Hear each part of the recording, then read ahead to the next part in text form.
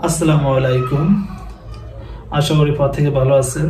আলহামদুলিল্লাহ, আমি আপনাদের দোয়ায় অসংখ্য ভালো আছি। সো আজকে আমাদের যে স্ট্রাকচার, এটা হচ্ছে মূল একটা স্ট্রাকচার। আমরা এটা কিভাবে আজকে ইউজ করব সেটা আজকে আমি ভিডিওর মাধ্যমে তুলে ধরবো ইনশাল্লাহ। আশা করি আমি 2 মিনিটের ভিডিওর মাধ্যমে আপনি শিখতে পারবেন হ্যাভ হ্যাজ এর ইউজ। আসলে আমরা কখন হ্যাভ ইউজ করব সেটা আমরা অনেকে কনফিউজ হয়ে থাকি। সো তারা ইংলিশে দুর্বল, তাদের জন্য আমার এই ভিডিও।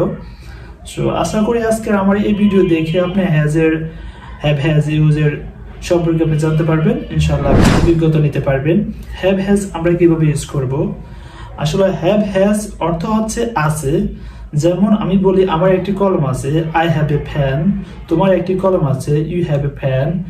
যখন থার্ড পারসন সিঙ্গুলারে বা কলিমের একটি কলম আছে, ব্যবহৃত হবে হ্যাজ। মানে থার্ড পারসন সিঙ্গুলার ক্ষেত্রে হ্যাজ ব্যবহৃত হবে, এটা আপনাকে মাথায় রাখতে হবে। আশা করি অনেকে বলে যে আমি গ্রামার পারি না, আমার গ্রামার ছাড়া কি আমি ইংলিশ শিখতে পারবো না। ইনশাল্লাহ আপনি গ্রামার বিহীন ইংলিশ শিখতে পারবেন। সো আমিও অনেক 10 বছর গ্রামার পড়েছি, কিন্তু আমি ইংলিশটা অতটুকু অ্যাচিভ করতে পারি নাই। এখন হচ্ছে আমি স্ট্রাকচারের মাধ্যমে শুধু আপনাকে মাথায় রাখতে হবে হ্যাভ হ্যাজ কোথায় ব্যবহার করতে হবে, সেটা যদি আপনি জানেন তাহলে আপনার আর সমস্যা হবে না।